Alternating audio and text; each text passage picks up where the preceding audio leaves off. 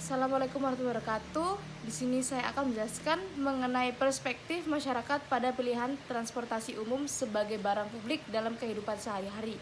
Pelayanan publik merupakan salah satu aspek penting dalam kehidupan masyarakat. Pelayanan publik mencakup berbagai jenis layanan yang disediakan oleh pemerintah atau lembaga publik untuk memenuhi kebutuhan dan kepentingan masyarakat.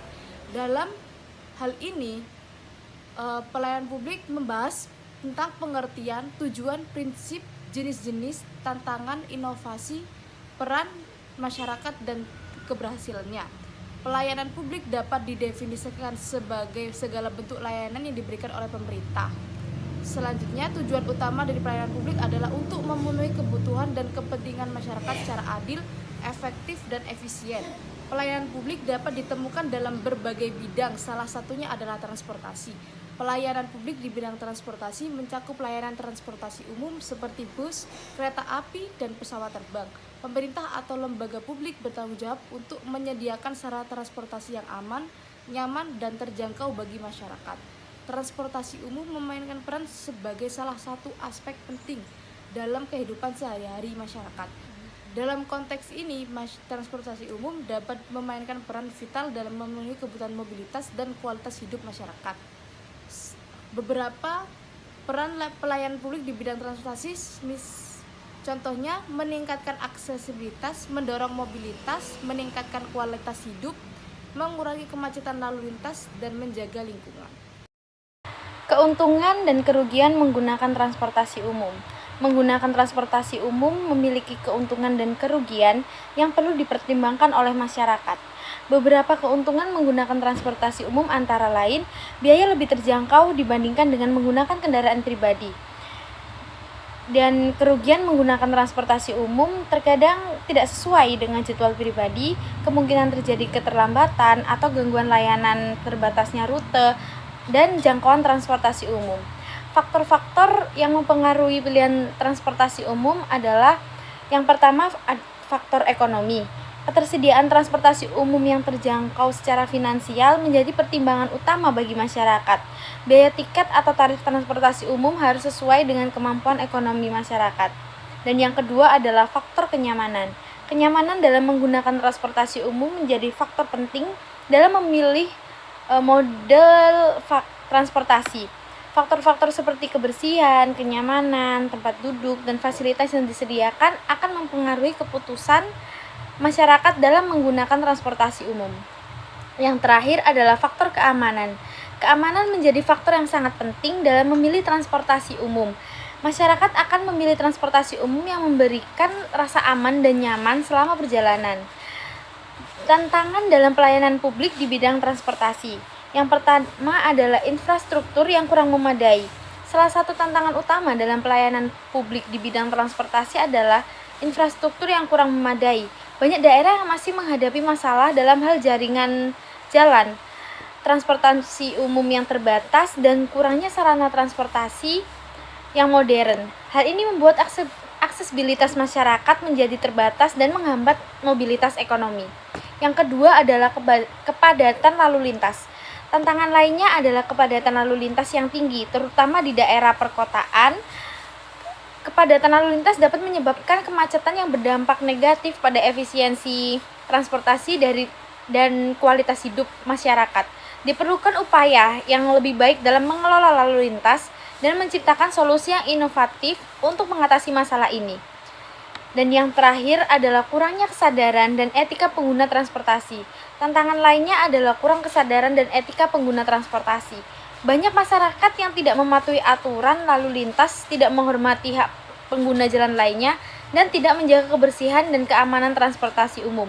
Hal ini dapat mengganggu kenyamanan dan keamanan pengguna transportasi lainnya. Jadi strategi untuk meningkatkan pelayanan publik di bidang transportasi adalah yang pertama, peningkatan infrastruktur.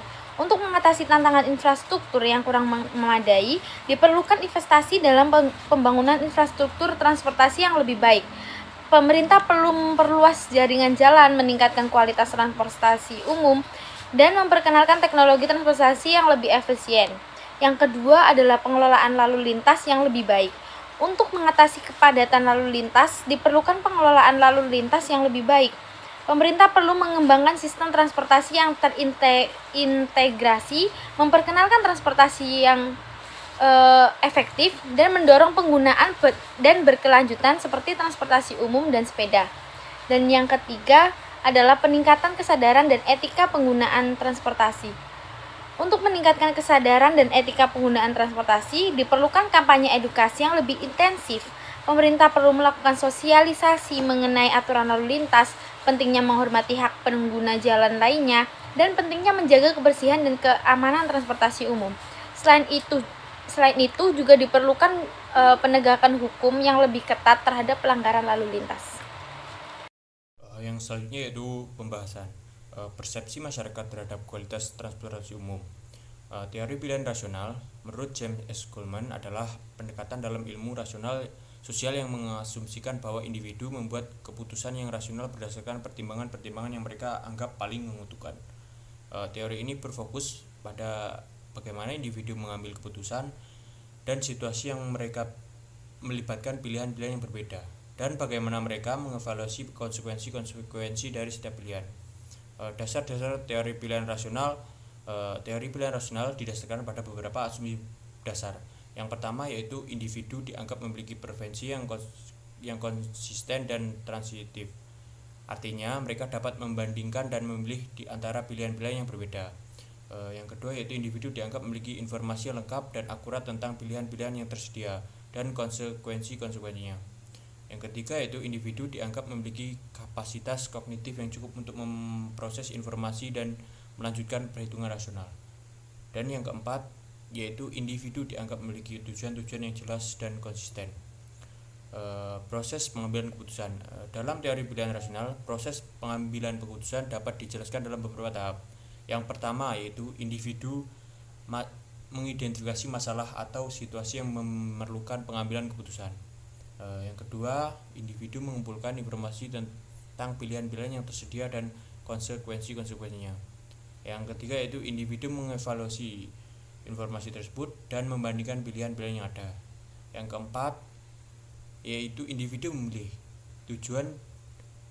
pilihan dan yang dianggap paling menguntungkan berdasarkan preferensi dan tujuan-tujuan yang dimiliki. Yang kelima yaitu individu bertindak sesuai dengan pilihan yang telah dipilih. Yang selanjutnya beberapa aspek yang menjadi perhatian masyarakat terkait kualitas transportasi umum, antara lain kualitas pelayanan. Di sini masyarakat mengharapkan pelayanan yang baik dari transportasi umum, seperti keberlanjutan jadwal, kebersihan kendaraan, dan keramahan petugas. Yang kedua yaitu ketersediaan moda transportasi. Ketersediaan moda transportasi yang memadai menjadi faktor penting dalam memenuhi kebutuhan mobilitas masyarakat. Masyarakat mengharapkan adanya pilihan moda transportasi yang sesuai dengan kebutuhan mereka. Yang ketiga yaitu kebersihan dan kenyamanan. Kebersihan dan kenyamanan kendaraan transportasi umum menjadi faktor yang penting bagi masyarakat. Masyarakat menginginkan kendaraan yang bersih dan nyaman selama perjalanan. Selanjutnya itu peran dan kebijakan pemerintah dalam meningkatkan kualitas transportasi umum. Pemerintah memiliki peran yang sangat penting dalam meningkatkan kualitas transportasi umum. Beberapa langkah yang dapat dilakukan oleh pemerintah antara lain, yang pertama yaitu investasi dalam infrastruktur transportasi publik. Salah satu kebijakan utama pemerintah terkait transportasi publik adalah investasi dalam infrastruktur yang diperlukan. Pemerintah mengalokasikan dana untuk membangun dan memperbaiki jaringan transportasi publik seperti jalan raya, jembatan, dan stasiun dan terminal.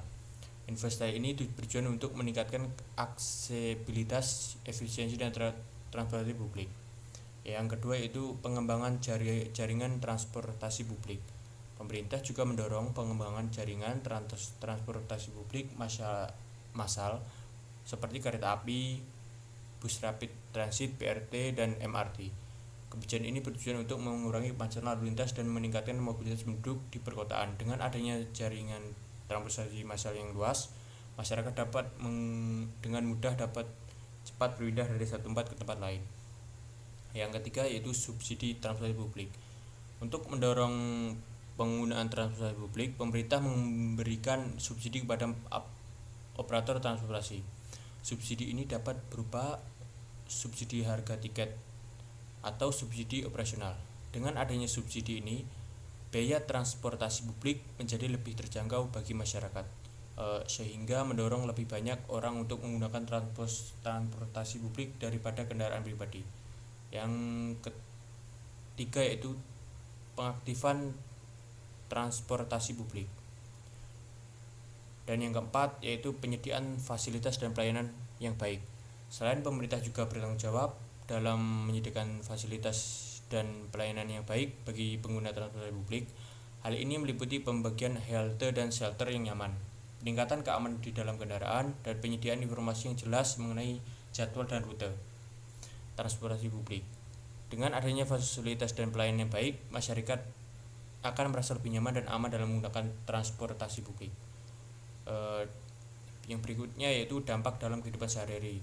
Kebijakan pemerintah terkait transportasi publik memiliki dampak yang signifikan dalam kehidupan sehari-hari masyarakat. Beberapa dampak tersebut antara lain mengurangi kemacetan lalu lintas. Yang kedua itu mengurangi polusi udara. Yang ketiga itu meningkatkan mobilitas sosial. Yang kelima mengurangi biaya transportasi. Untuk selanjutnya bisa disampaikan oleh teman saya. Yang selanjutnya yaitu kesimpulan dari artikel ini adalah bahwa transportasi umum memiliki peran yang sangat penting dalam kehidupan sehari-hari masyarakat dengan meningkatkan aksesibilitas, mobilitas ekonomi, kualitas hidup, mengurangi kemacetan lalu lintas, dan menjaga lingkungan. Transportasi umum dapat memberikan banyak manfaat bagi masyarakat. Namun terdapat tantangan dalam pelayanan publik di bidang transportasi seperti infrastruktur yang kurang memadai, kepadatan lalu lintas, dan kurangnya kesadaran dan etika pengguna transportasi. Untuk mengatasi tantangan ini perlu adanya investasi dalam infrastruktur, pengelolaan lalu lintas yang lebih baik, dan peningkatan kesadaran masyarakat. Pemerintah memiliki peran kunci dalam meningkatkan kualitas transportasi umum melalui investasi, pengembangan jaringan, subsidi, pengaturan tarif, dan penyediaan fasilitas yang baik. Dampak kebijakan ini dalam kehidupan sehari-hari termasuk mengurangi kemacetan, populasi udara, meningkatkan mobilitas sosial, dan mengurangi biaya transportasi. Dengan demikian, transportasi umum bukan hanya sebuah layanan, tetapi juga merupakan faktor yang penting dalam menciptakan kualitas hidup yang lebih baik bagi masyarakat. Sekian presentasi dari kelompok kami. Ada kurang lebihnya kami mohon maaf. Wassalamualaikum warahmatullahi wabarakatuh.